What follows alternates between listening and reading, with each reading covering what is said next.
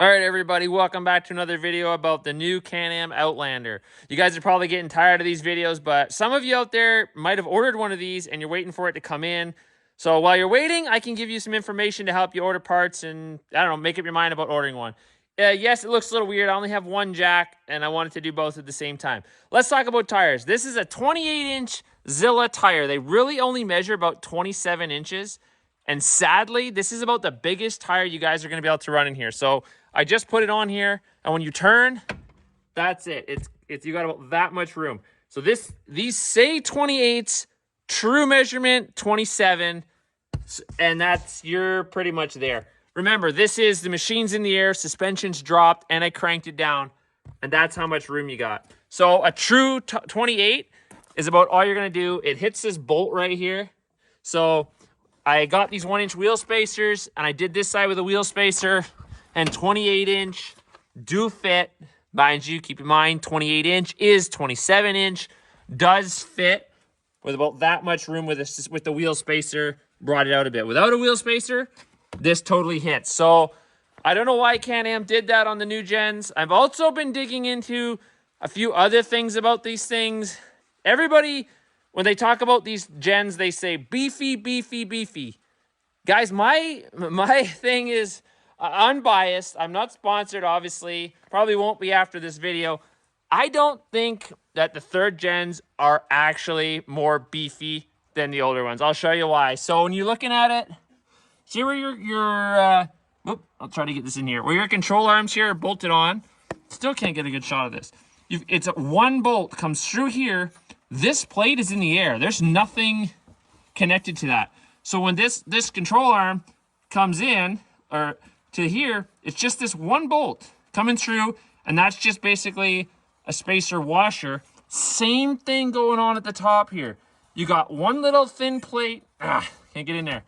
Back here, behind here, that's a thin plate, and then this is just a spacer. So we've lost all our support. The old ones had something on this side and something on this side, and it would pinch in. I'll show you over here. I've got one. So to me, that seems kind of cheap. Even this really isn't that strong looking. The front diff does look beefy. It actually looks pretty good. I also am a little bit disappointed because, so I have a 2025, and that's a 2024, I think it is. 450 and a 1000. I see a lot. So just to clarify, the 450 was discontinued, and I see a lot of it in the third gen. This drive shaft looks exactly like it came out of that 450. Like I said, front diff does look pretty good. I'm not going to argue with that. It looks good. But yeah, well, here's actually a better shot of that. Let me show you here now.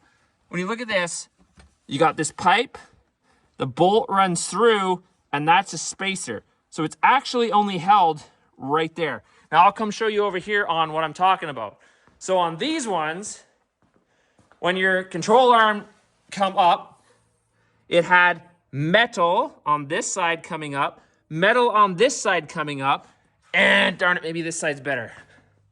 And it's all, darn thing. When you look at it, so see how beefy this is? We've got a full plate. This is all metal coming all the way up here, all the way up to the top, and it keeps going and connects right up into your frame right here.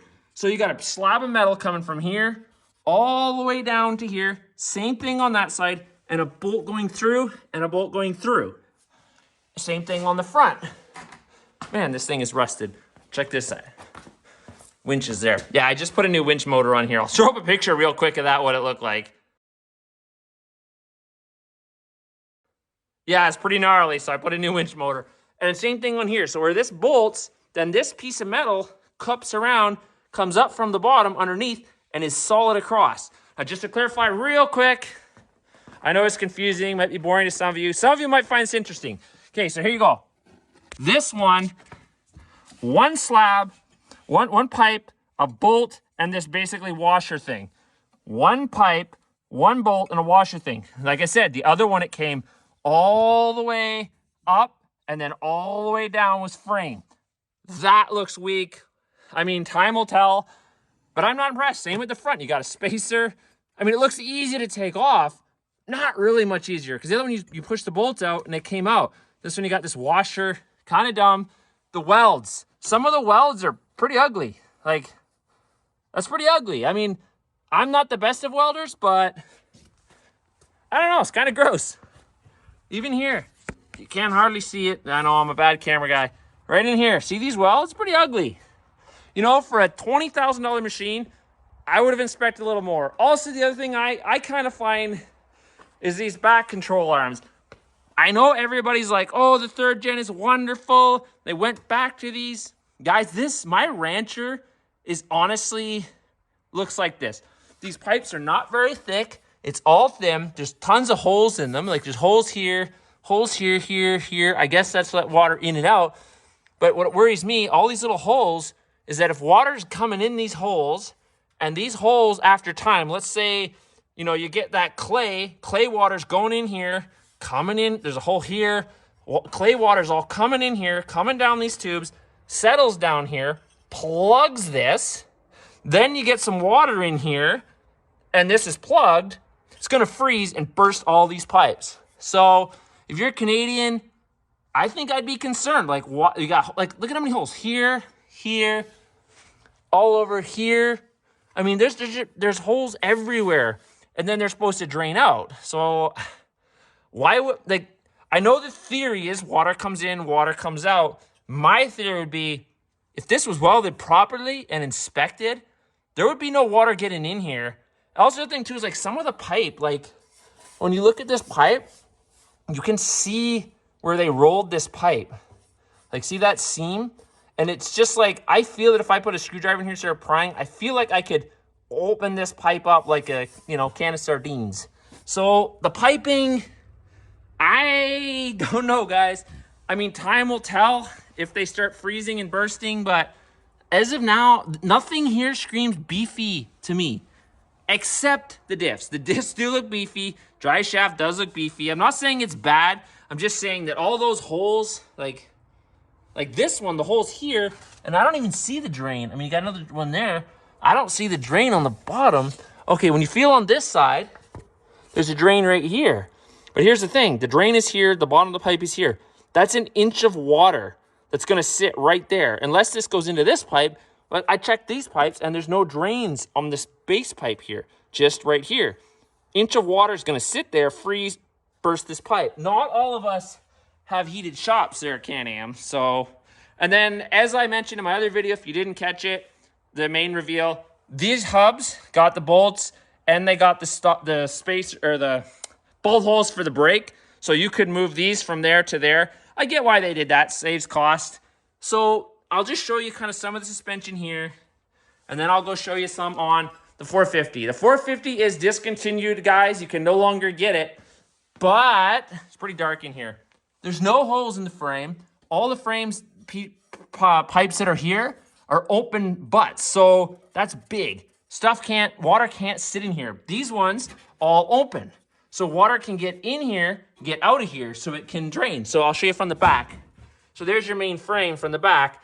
See, water goes in, water goes out, doesn't sit in there. All these pipes are solid on the old gens. So water doesn't get in, doesn't sit in there.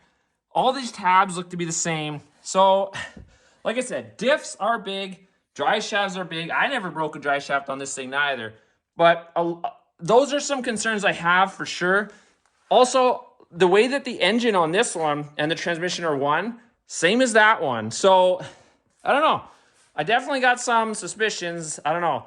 Now, if we come back to the 2025, this thing is a tank. It's an absolute beast. I mean, look at this thing. Look at the way your thing is bolted. Like, same as that one. Frame runs up. Frame runs across. Same on the front. Frame comes all the way around these. Not that one bolt. It's held here and here. So, we got a front sway bar. We don't have U-joints. So, I like that. I've never broke a drive shaft on these. And if you do break a drive shaft, this was like a fuse. So, it's actually would have saved your diff. Whereas that one, that drive shaft on the front of that one is not breaking. And same thing on this one with your frame. I know it doesn't sound important to a lot of guys, but to me it is. It's a square. Water goes in, water goes out. I've never heard of these frames breaking. And everything else is all open. So these are open. And this is all just tubing, so it can't really get wrecked. So I don't know why Can-Am went back to that linkage stuff. I know everyone's like, oh, it rides smoother. I don't know. The thing that's nice with these, massive ground clearance on these old ones. So here's your frame. It goes up like that. It's super easy to clean the axles on the old ones. The new ones, not so much. I haven't ridden it, but I mean, I know from experience. I mean, this is the same as any Honda or Yamaha, and you got to try to reach in there and clean all that junk out of there. So anyways, I'm going to get at her. I'm putting the duals on, so maybe I'll pick this video up in a little bit. Okay, so I've done my tire rotation. So now the tires that came on the 700 are now on the 450 and vice versa. And we got the dualies all put on there. Tires did fit. They did clear, but that's crazy close. The fuel tank wasn't as bad as I thought it was going to be. If you notice my other video, I was commenting on that. There was a little bit of room there, but mainly because this tire is a 12-inch wide tire, but it's on a little bit skinnier rim. So it sucked it in a little bit. That's how come we cleared here. Whereas this one's on a 12-inch tire with a wider rim, and it just barely clears. So, but I think we'll be good. Looks like she's going to clear. I like the look of this one definitely over the 450. The 450 kind of looks like this guy. I've taken them for a burn. Everybody talks about the P clutches being wonderful. I mean, it still kind of makes a little clunk when you take off. You know, like you can hear the clutches going clunk. Maybe a little bit smoother. Not enough that I would say that one's better than that one. Maybe long term, these clutches will be better. We'll definitely be doing some riding videos to kind of compare them more when we drive them and longevity on them and how it works. So thanks for watching.